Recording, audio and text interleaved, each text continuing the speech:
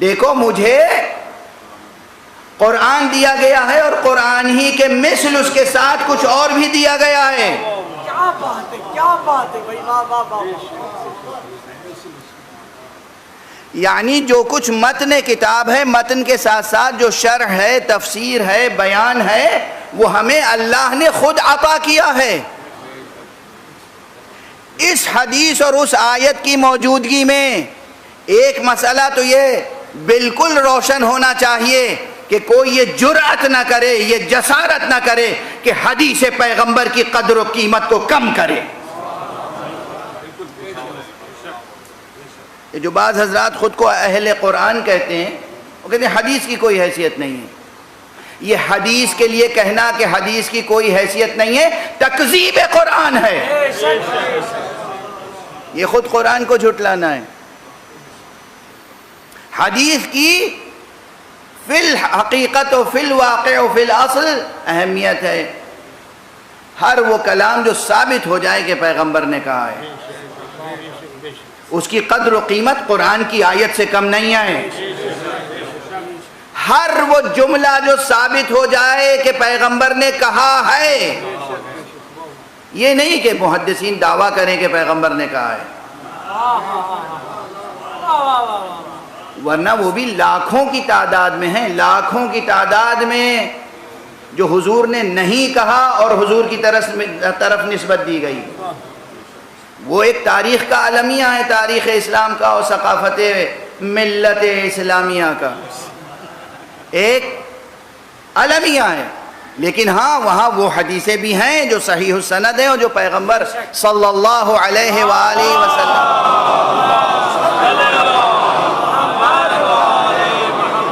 کی زبان مبارک سے ادا ہوئی ہیں. اچھا، مجھے کسی کا تبصرہ یاد آ گیا. کسی نے مجھ سے کہلایا ہے کہ آپ کی مجلس میں، اب کیا میں نقل کروں، صلوات کا شور بہت ہوتا ہے اور جس سے آپ کی بات سمجھ میں نہیں آتی، اور لوگ دلوں میں صلوات پڑھ لیں اور آپ بیان کریں. میں آپ کو صرف سنا رہا ہوں یہ جملہ تاکہ آپ اس صلوات کے شور میں کوئی کمی نہ کریں.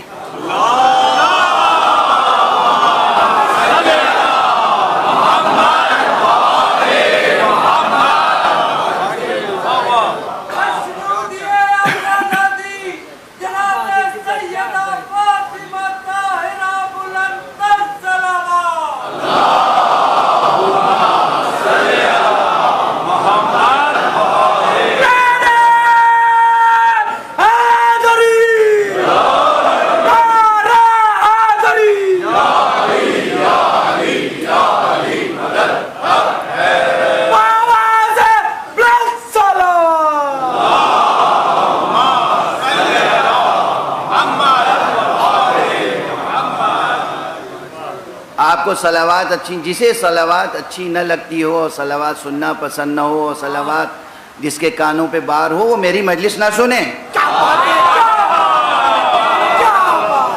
ہمیں ایسے سامعین نہیں چاہیے.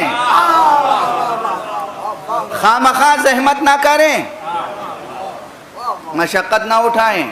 ہمارا کوئی جملہ آپ کے کام نہیں آئے گا، خدا کرے کام نہ آئے.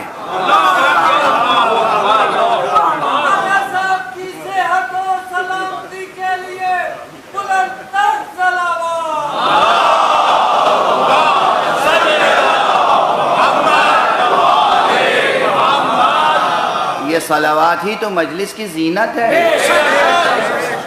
یہ صلوات آپ کو معلوم ہے، آپ نے قرآن نہیں پڑھا. میں اسی ممبر سے عرض کر چکا ہوں اور کئی جگہ عرض کر چکا ہوں، اس سے بڑا کوئی ذکر نہیں ہے، اس سے بڑی کوئی دعا نہیں ہے. اللہ کے اسم اعظم سے کچھ زیادہ کمتر نہیں ہے یہ ذکر.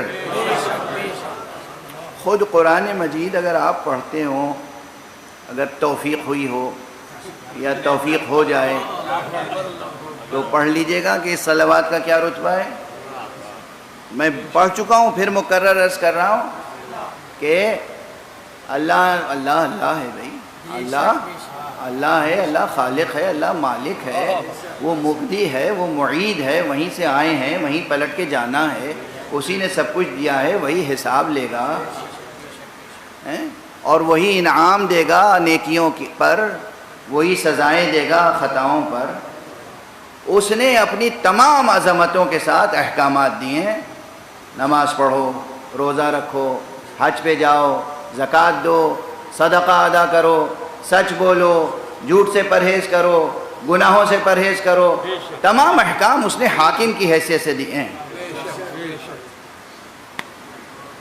اللہ ایک مقام ہے، صرف ایک مقام، جہاں اس نے کس محبت سے، شفقت سے اپنے عشق کا اظہار کیا ہے، محبت کا اظہار کیا ہے، تعظیم کا اظہار کیا ہے۔ وہ جو سب سے معظم ہے، اس نے کسی کی تعظیم کا اظہار کیا ہے، اور اس نے کہا ہے دیکھو میں اور میرے خاص ملائکہ اس نبی پر صلوات بھیجتے ہیں، ایمان لانے والوں تم بھی صلوات بھیجو۔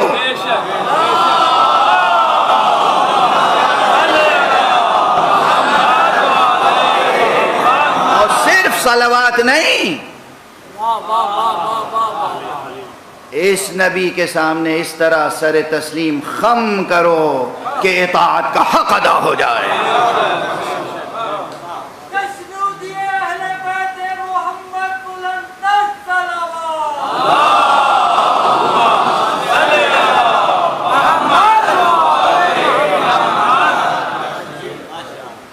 یہ صلوات جو آپ سے کہتا ہوں یا آپ جو صلوات پڑھتے ہیں، ایک تو یہ کہ جب بھی جہاں بھی خیال بھی آ جائے پیغمبر کا تو درود ضرور پڑھیے گا، یہ ادب سیکھیے۔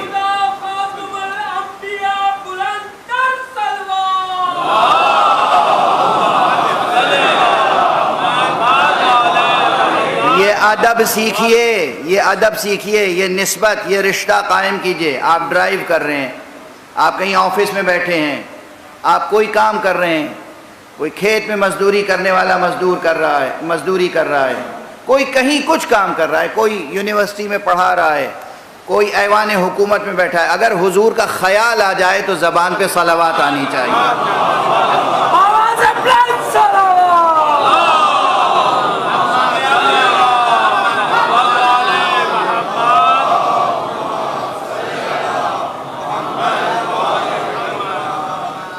ہاں یہ ٹھیک ہے کہ بھئی تنہا ہیں، ایوان میں بیٹھے ہیں، دفتر میں بیٹھے ہیں، اس وقت بھی حالانکہ اگر اتنی آواز میں پڑھیں کہ آپ کے کان بھی سن لیں تو آپ کے اجر میں زبان بھی ثواب پائے گی، کان بھی ثواب پائے گا، دل سے پڑھا ہے تو دل بھی ثواب پائے گا۔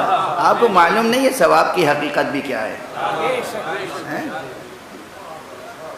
اور اب جب مجلس ہی منعقد ہوئی ہے ذکر کی تو یہاں کس لیے خاموشی سے صلوات پڑھی جائے؟ تاکہ آپ گراں گوش نہ ہو جائیں۔ مجھے بہت تکلیف ہوئی اس تبصرے سے، جن صاحب نے بھی پہنچایا خدا انہیں بھی معاف فرمائے۔ ایک حدیث عرض کر دوں اور پھر آگے بڑھوں، اور یہ حدیث وہ ہے جو ایسی صحیح السند ہے جسے نواسب نے بھی نقل کیا ہے اور تمام فرقوں نے نقل کیا ہے، اس میں کوئی مسلکی اختلاف نہیں ہے۔ صلوات کے ثواب میں تو بہت سی روایتیں ہیں، بہت سی حدیثیں ہیں، لیکن ایک حدیث جس میں نسبتاً شاید ایسے ہی ضعیف الاعتقاد لوگوں کے لیے سب سے کم ثواب بیان ہوا ہے۔ ظرف چاہیے ہوتا ہے نا،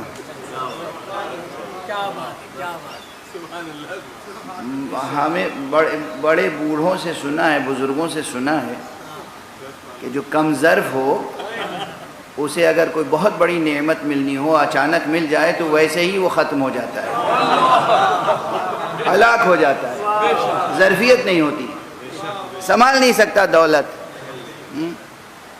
تو اس لیے بڑا بڑا ثواب جو ہے وہ تو اہل ظرف، اہل دل کے لیے بیان کیا جاتا ہے، لیکن ایک روایت جو صحیح السند ہے ہر اعتبار سے، حضور نے فرمایا جو مجھ پر ایک بار صلوات بھیجتا ہے اللہ اس پر 10 رحمتیں نازل کرتا ہے۔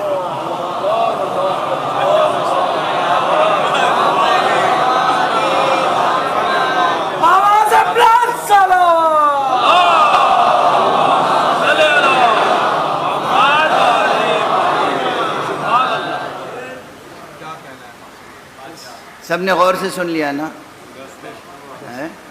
کہیں بھی ہو، یہ جو میڈیا کے لوگ بیٹھے ہوئے ہیں نا، ان کا تو دین ایمان پھر میڈیا ہی ہو جاتا ہے۔ ان جوانوں کو بھی دیکھ رہا ہوں، اللہ آپ کی توفیقات میں اضافہ فرمائے۔ صرف ہماری بات دوسروں کو نہ سنایا کیجئے، خود بھی دھیان سے سنا کیجئے، خود بھی سنیے، اس پہ عمل کیجئے، ایک عمل کیجئے، حضور سے محبت کیجئے، اور حضور کا خیال بھی آ جائے تو زبان پہ درود آنا چاہیے۔ ایک صلوات۔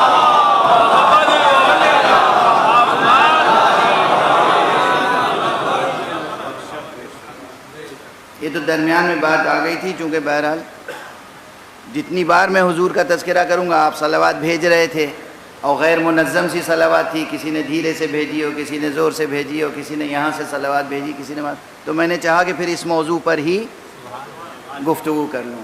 بھلا جب بھی حضور کا تذکرہ آئے، چاہے سماعت سے گزرے اور چاہے نگاہ سے گزرے، کتاب آپ پڑھ رہے ہیں کوئی اور اس میں آ گیا پیغمبر نے فرمایا، اگر وہ کاتب بدذوق ہے اور اس نے لفظ پیغمبر کے آگے صلی اللہ علیہ وآلہ وسلم نہیں لکھا ہے، تو آپ صرف عبارت نہ پڑھیے، پیغمبر جیسے ہی آئے آپ فوراً اپنے دل میں اور زبان پہ پڑھیے صلی اللہ علیہ وآلہ وسلم۔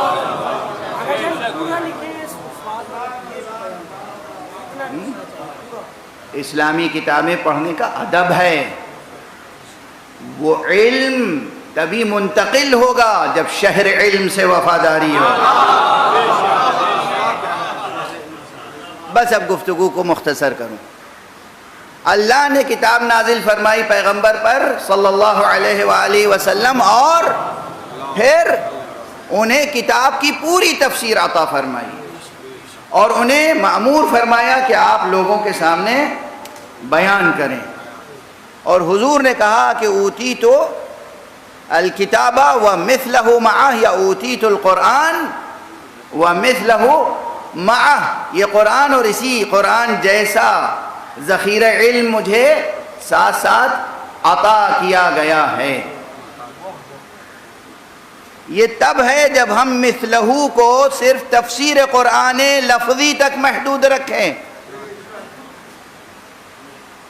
یعنی یہ قرآن کی آیتیں ہیں اور کچھ قرآن مجید کی آیتوں کی وہ تفسیریں ہیں جو عطا کی گئی ہیں، تو اب وہ جو آیت ہے وَمَا يَنطِقُ عَنِ الْهَوَىٰ، بہت سے حضرات نے وہاں کہا ہے کہ یہ صرف آیات قرآن کے لیے ہے، نہیں، آیات قرآن کے لیے نہیں ہے، پیغمبر جو کچھ بھی کہیں وہ ہوائے نفس کے تحت نہیں کہتے۔ یہ نہیں کہ جب پیغمبر قرآن کی آیتیں پڑھ رہے ہیں تو گویا وما ينطق عن الہوا کی شان ہے، نہیں، قرآن نہیں ہے، خطبہ دے رہے ہیں،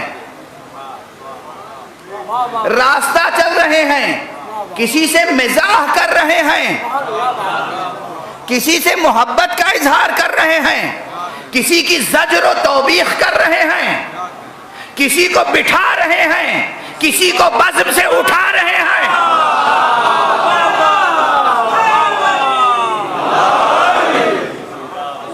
جس وقت جہاں بھی پیغمبر ہیں، ما ینطق عن الہوا، وہ خواہش نفس کے تحت گفتگو نہیں کرتے، ایک حرف ادا نہیں کرتے۔ یعنی اگر بچوں کو اٹھا کے ممبر پہ بٹھا لیا اپنے پاس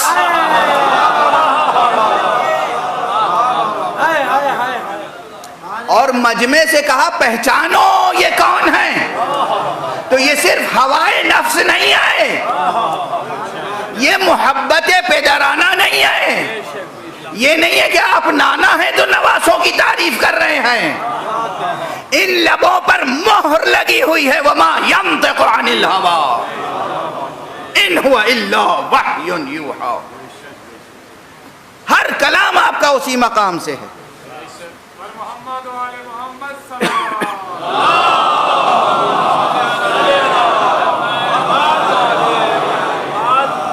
اب اگر یہ کلام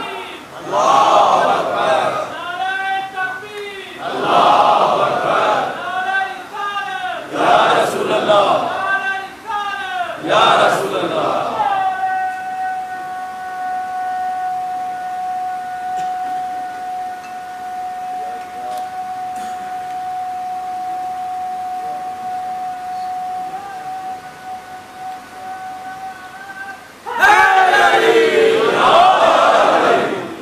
جزاکم اللہ۔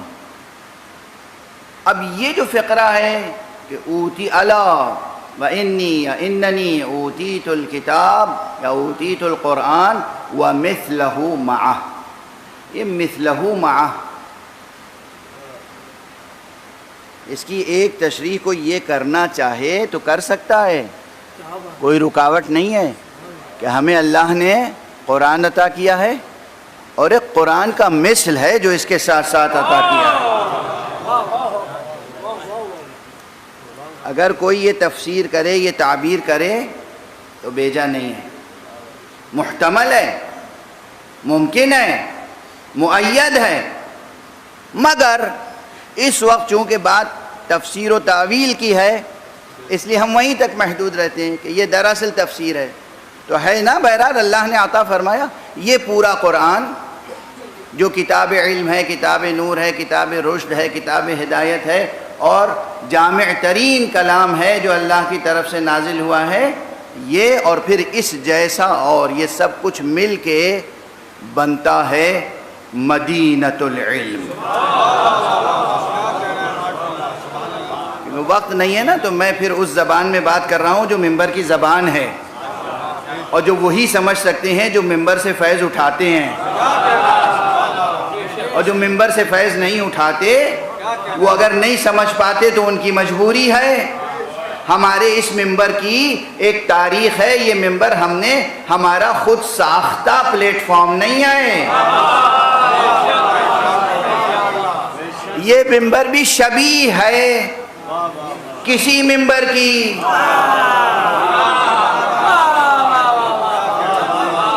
جو ممبر خدا کی قسم اس پیغمبر نے جو بولتا ہی نہیں تھا اپنے ہوائے نفس سے، اس نے حکم دے کے ایک خاص ممبر بنوایا تھا۔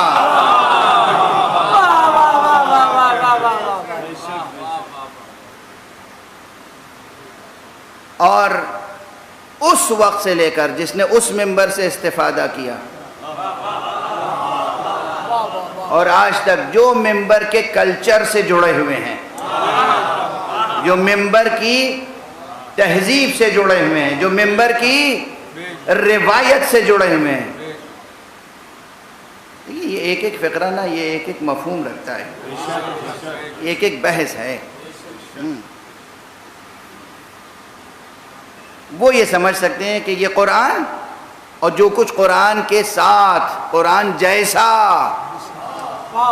حضور کو ملا یہ سب کہاں ہے؟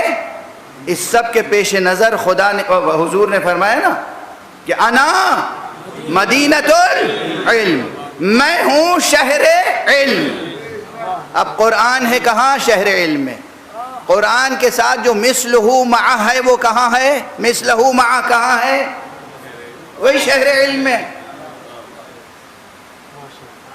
اب جو کچھ شہر علم سے لینا ہو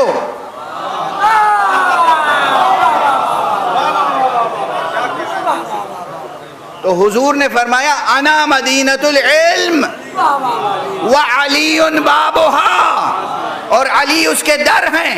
یہ صرف ایک فضیلت کی روایت نہ سمجھیے گا، آج اس بحث محکم و متشابہ میں اس لیے بطور خاص عرض کر رہا ہوں کہ خدا کی قسم اس امت نے باب مدینۃ العلم سے اپنا رشتہ توڑ کر کتنا خسارہ کیا۔ پیغمبر نے تو واضح طور پر کہا تھا قرآن یا قرآنیات سے متعلق کوئی بھی بات ہو، میں شہر علم ہوں، میرے علم سے متعلق کوئی بھی بات ہو اگر تمہیں حاصل کرنی ہو تو دروازے سے رجوع کرو۔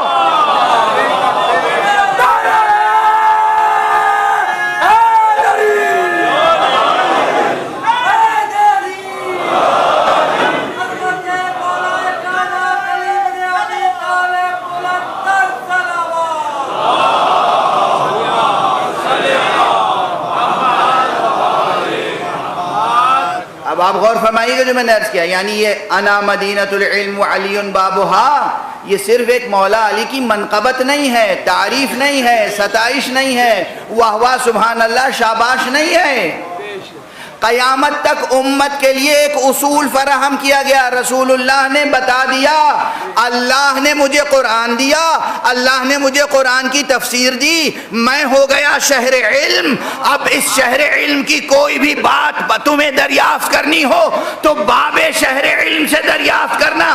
یعنی حضرت امیر المومنین علی ابن ابی طالب کی حیثیت ایک حجیت رکھتی ہے.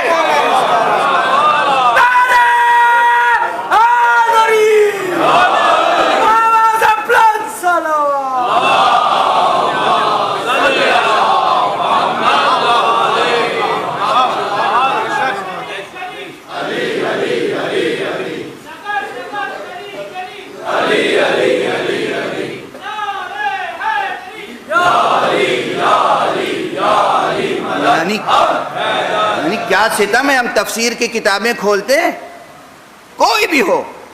حضرت ابن عباس نے فرمایا, حضرت ابو ہریرہ نے فرمایا, حضرت عبداللہ ابن مسعود نے فرمایا, حضرت زید ابن ارقم نے فرمایا. ایک لمبی طویل فہرست ہے. مجاہد نے کہا اور قتادہ نے کہا اور ابو مسلم نے کہا اور مسلم نے کہا, ایک طویل فہرست ہے. ہماری تو آنکھیں ترس جاتی ہیں. علی نے کہا,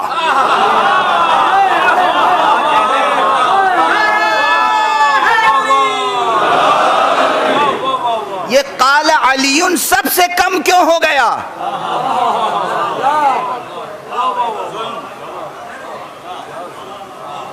یہ کس پر ظلم ہے, علی پر یا امت پر؟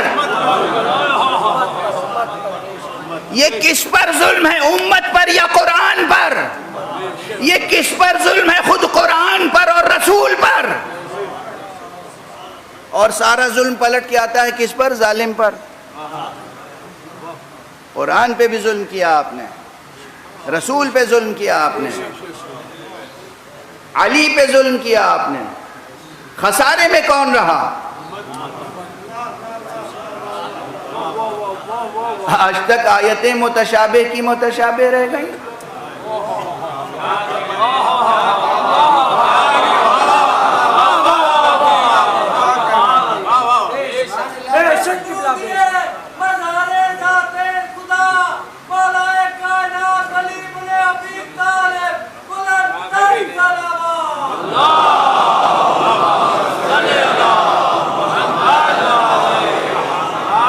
بات واضح ہے یا نہیں؟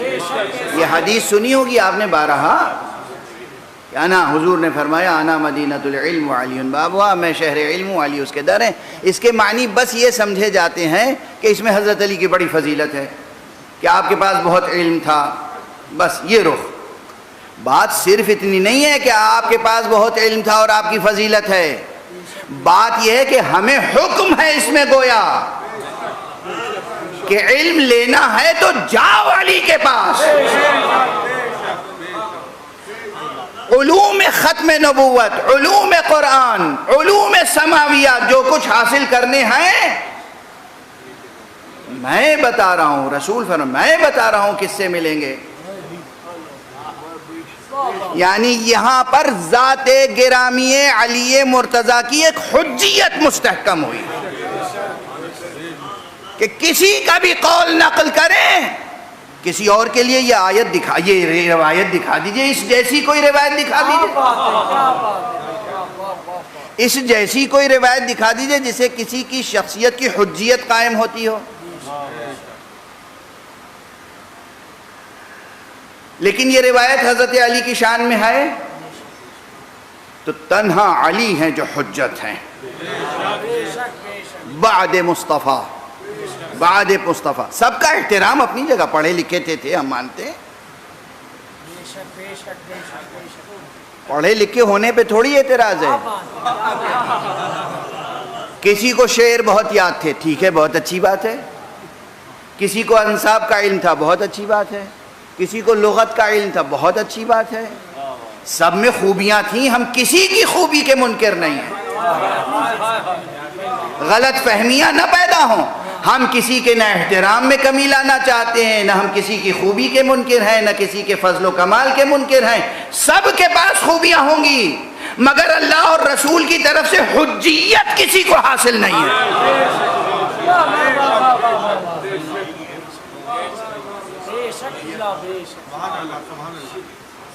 حجیت یعنی یہ اس بحث میں، بحث تفسیر میں، بحث محکم و متشابہ میں وہ چیز محکم ہو جائے گی جسے علی محکم بنا دیں۔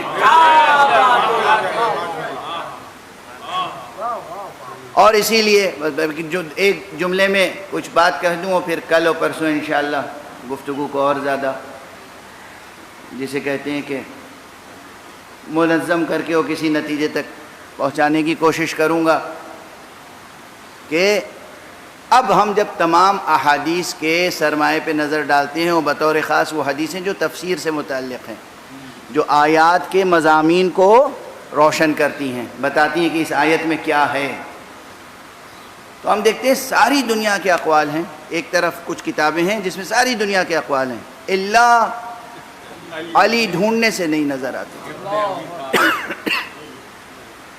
نہ علی نہ آل علی، نہ حضرت علی سے اقوال ہیں، نہ امام حسن سے ہیں، نہ امام حسین سے ہیں، نہ امام سجاد سے ہیں، نہ امام باقر سے ہیں، نہ امام صادق علیہ السلام۔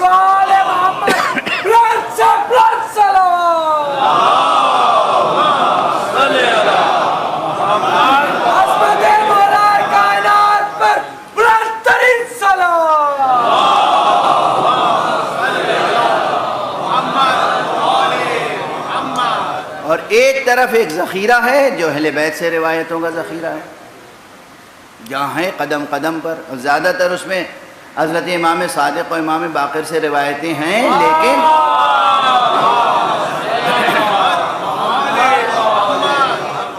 ان اماموں کا ارشاد ہے کہ یہ روایتیں وہی ہیں کہ جو حضرت امیر المومنین علیہ السلام کی ذات گرامی سے اور پھر پیغمبر اکرم صلی اللہ علیہ وآلہ وسلم۔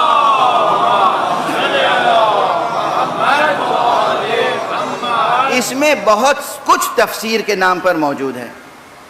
جب میں یہ نہیں کہتا کہ جو کچھ بھی جس راوی نے بھی نقل کیا قبول کر لیجئے، ہرگز نہیں، مگر اس پر عنایت کی نظر تو ڈالیے، دیکھیے تو، مطالعہ تو کیجئے کہ اس میں کیا ہے۔ اچھا بہت سی ایسی چیزیں ہیں جو بالکل انسان سمجھے یہ تو سمجھ ہی میں نہیں آتی، بہت سی چیزیں ہیں جو ایک دم سے سمجھ میں نہیں آتی، لیکن پھر دھیرے دھیرے وہی باتیں سمجھ میں آتی ہیں۔ ذہن کی آمادگی اور دل کی طہارت و پاکیزگی اور اخلاص ضروری ہے۔ اب بالکل آج وقت تمام ہو گیا، لیکن بتائیے ان تمہیدوں کے بغیر اگر میں صرف نتیجہ عرض کر دوں تو ظاہر ہے کہ نہ ذہن مطمئن ہوگا، نہ قلب مطمئن ہوگا، نہ ذوق مطمئن ہوگا۔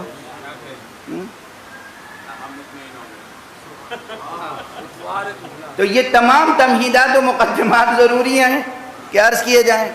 ایک ذخیرہ ہے حدیث کا، حدیث آل محمد، ایک بڑا ذخیرہ ہے، اور جس میں قرآن مجید کے الفاظ و کلمات کی تشریحیں بھی ہیں، اور وہ چیزیں جو بظاہر متشابہ معلوم ہوتی ہیں اس کو وہاں محکم طریقے سے بیان کیا گیا ہے۔ جو چیزیں انسان سمجھتا ہے کہ قرآن کی آیت سمجھ میں نہیں آئی، معصوم مسکرا کے سمجھا دیتا ہے، کہتا تم سمجھے نہیں، یہاں یہ مراد ہے۔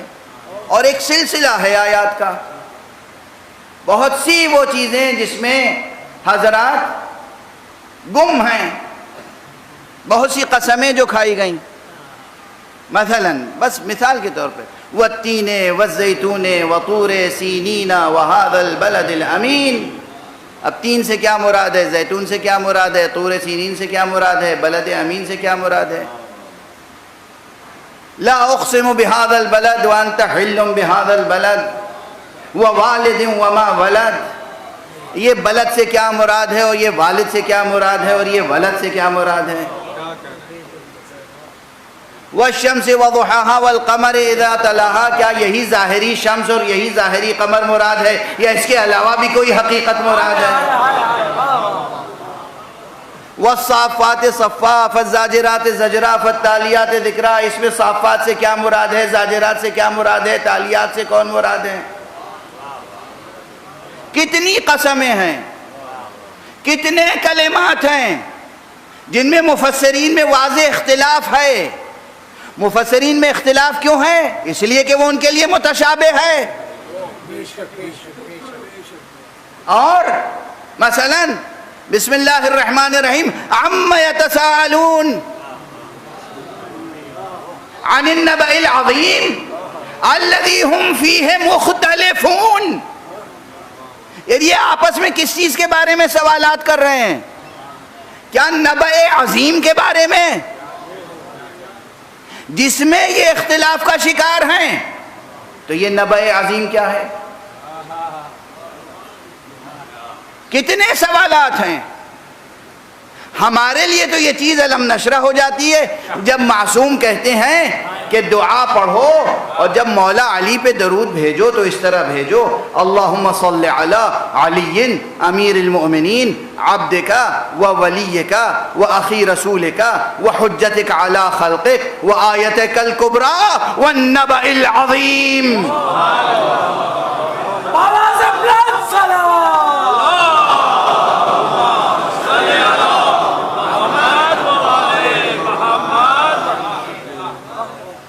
تیزی سے بس اب آیتیں ہی تو پڑھ سکتا تھا، الفاظ سنا سکتا تھا. ہر فقرے کا ابھی میں نے کوئی تعویلی اور تشریحی بیان معصوم سے نقل نہیں کیا، اور اس لیے بھی نقل نہیں کیا کہ ماشاءاللہ مجلس حسینی ہے.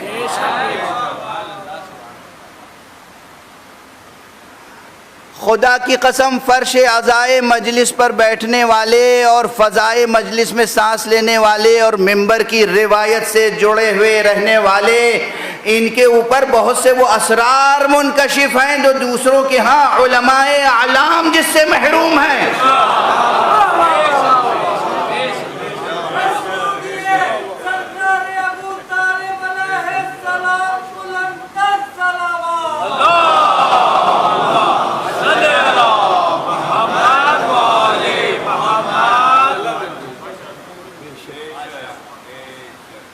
تین سے کون مراد ہے، زیتون سے کون مراد ہے، بلد امین سے کون مراد ہے، نبأ عظیم سے کون مراد ہے؟ اب ظاہر ہے کہ وقت نہیں ہے، اشارات کافی ہیں.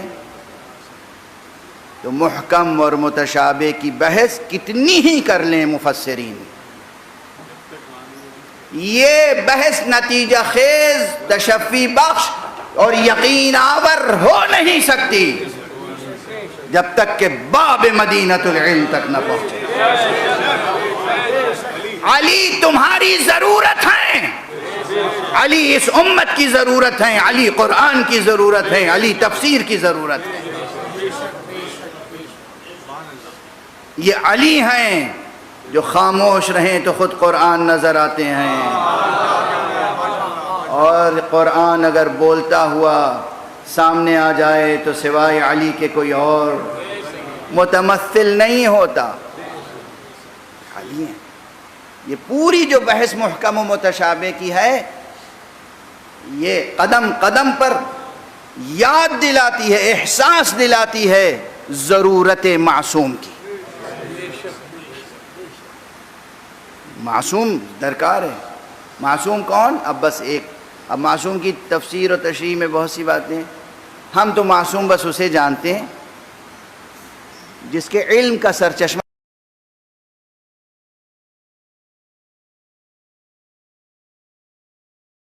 آپ کے اقوال و افعال سے ہٹ کر کچھ بھی اس کے ہاں نہ ہو.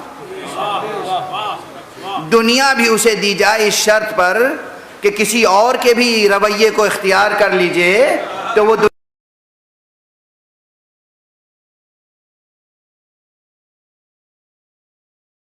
کرے، یعنی سیرت مصطفیٰ میں شرک سے اسی طرح پرہیز کرے جیسے خدا کی ذات میں شرک سے پرہیز.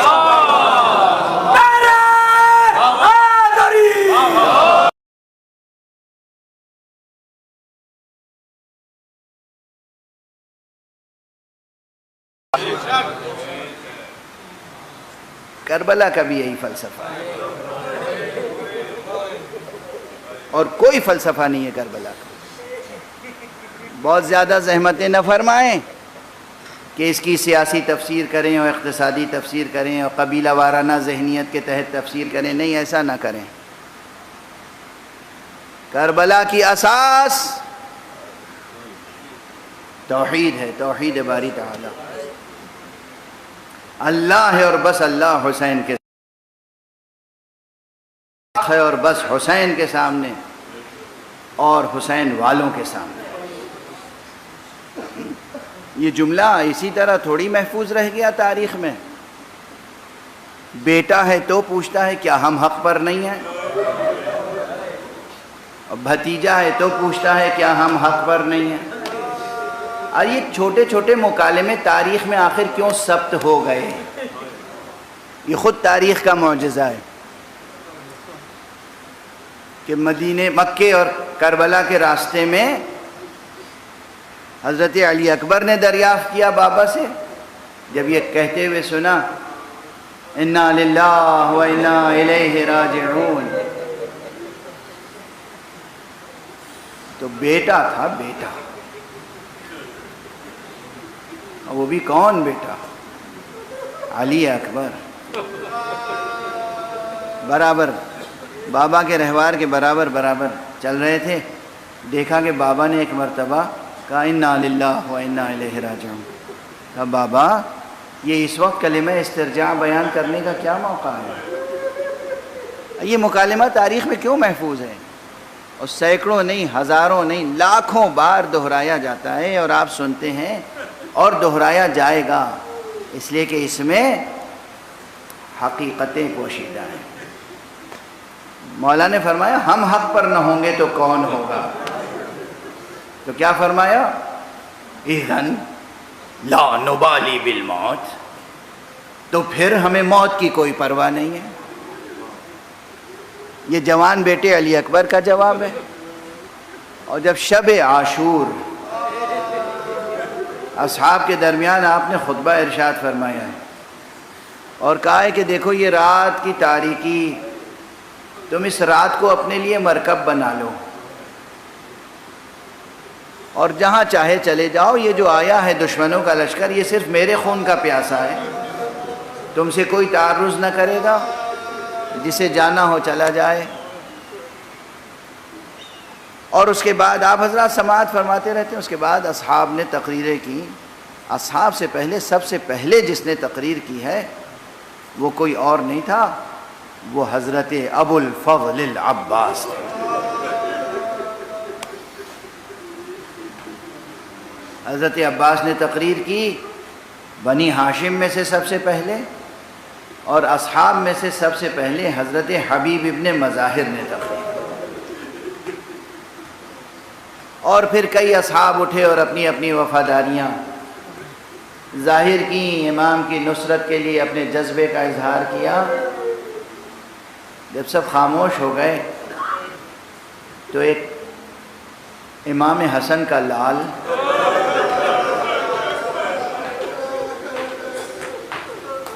جو ابھی ظاہری طور پر بالغ بھی نہیں ہوا تھا،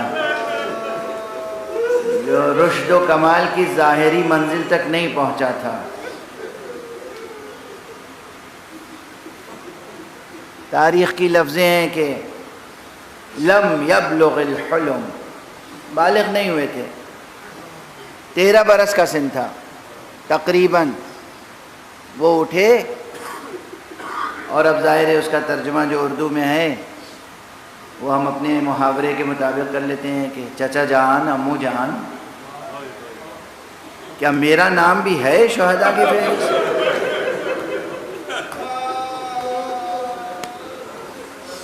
دیکھیے سنتے ہی آپ بھی تڑپ گئے نا. آقا حسین نے ان بچوں کو جینے کے لیے پالا تھا.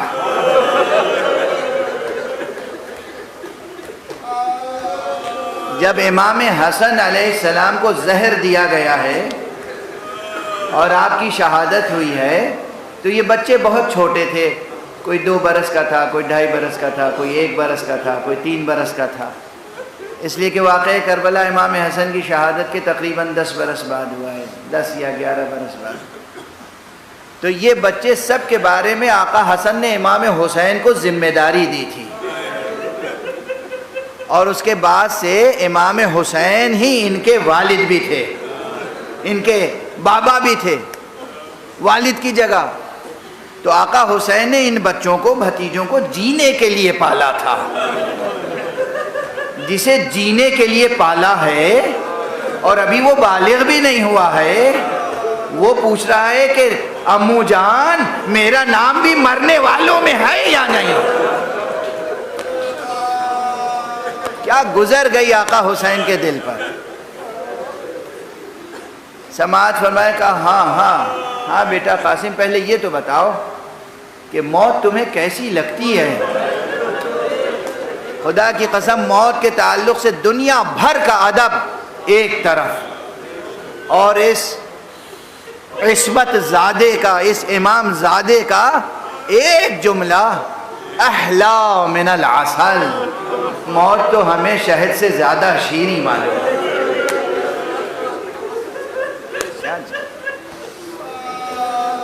کیا جملہ ہے!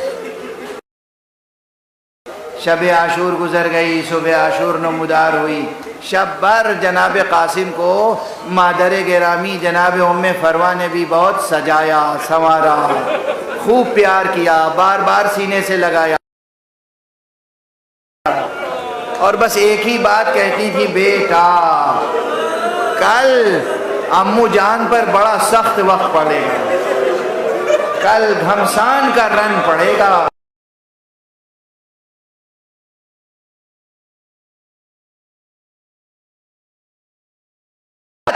جناب بی بی فاطمہ زہرا کے سامنے شرمندگی نہ ہو۔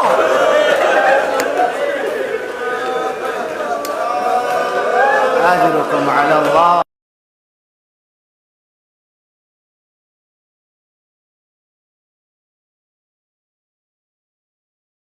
اختتام تک پہنچا اور پھر اہل بیت سے سلسلہ شروع ہوا، یہاں تک کہ بہت کم تعداد رہ گئی۔ تو جناب ام فروا نے کہا، قاسم بیٹا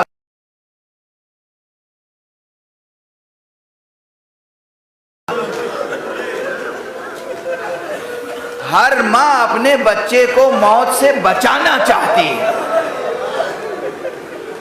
خطرات سے بچانا چاہتی ہے، لیکن یہ کربلا کی مائیں ہیں، بیٹا ابھی تک تم میدان میں نہیں گئے۔ جناب امام حسن کا یہ شاہزادہ تلوار حمائل کیے ہوئے کی خدمت میں آیا۔ اب یہ کتاب میں اگر میں نے خود نہ پڑھا ہوتا تو ہرگز میں ممبر سے نہ پڑھتا، لیکن نا میں مصائب میں بہت سی چیزیں مکرر پڑھتا ہوں، اس لیے کہ اور یہ واقعات ایسے ہیں، اس میں اتنی المناکی ہے، اتنی حقیقت ہے، اتنی واقعیت ہے کہ لاکھوں بار سنے تب بھی آنکھوں سے آنسو تھوڑی ہے، کوئی تاریخ کی داستان تھوڑی ہے۔ ارے یہ حسین کے گھرانے کا اعجاز ہے، ایک ایک جملہ دل و جگر کو چاک کر کے رکھ دیتا ہے۔ یہ چونکہ میری نگاہ سے گزرا ہے اس لیے عرض کر رہا ہوں، سب کو حسین رخصت کرتے تھے، لیکن چند افراد ایسے ہیں جنہیں خاص انداز سے رخصت کیا ہے، ان میں سے ایک قاسم ہے۔ جناب قاسم آئے ہیں تو پہلے تو کہا کہ بیٹا تم اپنے ماں کے لیے سہارا ہو، تمہیں کیسے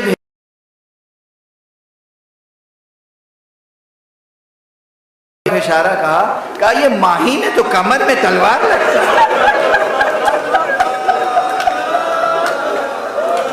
امو جان آپ اجازت نہیں لیں۔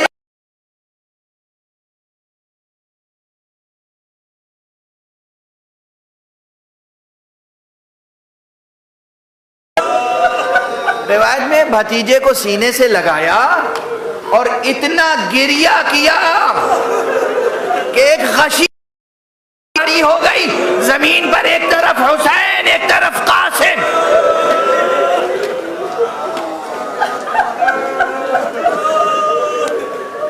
بس 2 فقرے عرض کروں گا، اس سے زیادہ عرض نہیں کر سکوں گا. آپ گریہ فرما رہے ہو، معال مجلس حاصل ہو چکا، غش کھا کے گرے زمین پر، پھر اٹھے، پھر کلیجے سے لگا لی.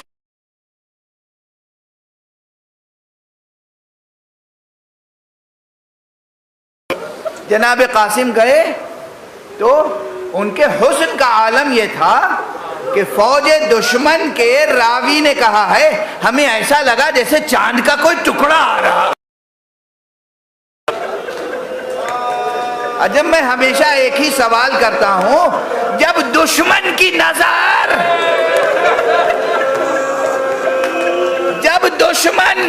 نظر کسی کو چاند جیسا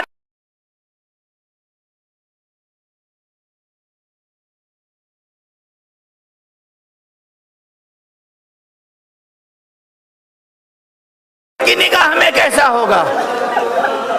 قاسم نکلے، حسن کا یہ عالم ہے، اور سادگی کا کیا عالم ہے، معصومیت کا کیا عالم ہے. آپ کی نالین کا ایک تسمہ ٹوٹا ہوا تھا، ویسے ہی چلے گئے. ہلکا سا کرتا تھا، بدن پر کوئی زرہ نہیں تھی، بس ہلکا سا کرتا ہے، ایک نالین کا تسمہ ٹوٹا ہوا ہے، رکاب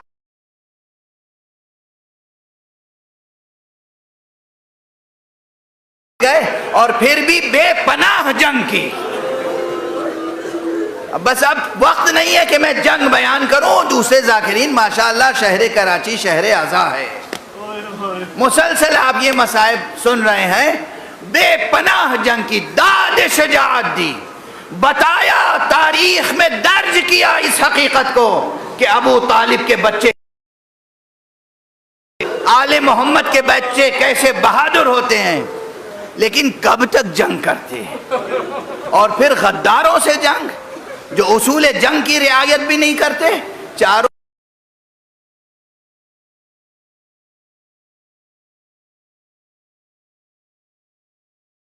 کرنے لگا. جب حلقے میں آئے، اور اس کے بعد پھر ایک پہلوان بطور خاص دشمن آگے بڑھا، اور اس سے قاسم کی زبان سے نکلا، چچا جان مدد کو آئی.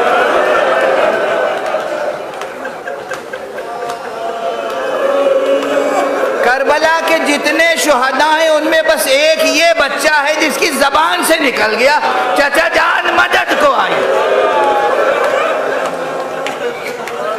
ادھر آقا حسین بڑھے اور تیزی سے پہنچے. جب پہنچے تو دیکھا کہ حسن کا لال زمین پر ہے، اور کوئی دشمن ہے، کوئی شقی ہے جو سر کو قلم کرنا چاہتا ہے. بس حسین تڑپ گئے، للکار کے اس پہ حملہ آور ہوئے. وہ شقی تو آقا کی زد سے بچا.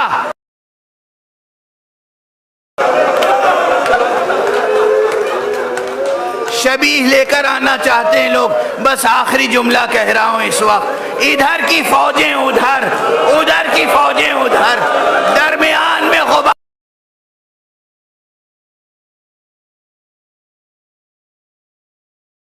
کہتے ہیں پورا جسم مبارک گھوڑوں کی ٹاپوں سے ٹکڑا ٹکڑا ہو گیا.